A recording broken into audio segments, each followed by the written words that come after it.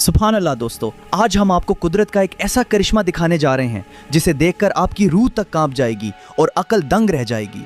क्या कभी आपने तन्हाई में बैठकर यह सोचा है कि एक नन्हा सा मासूम परिंदा जिसके पास ना कोई औजार है ना कोई मशीन, वो इतना पायदार और खूबसूरत घर कैसे बना लेता है?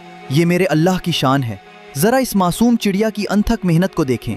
इसके पास सिर्फ एक छोटी सी चोंच है, लेकिन इस चोंच के पीछे मेरे अल्लाह की वो अजीम पावर काम कर रही है जो पूरी कायनात को चला रही है।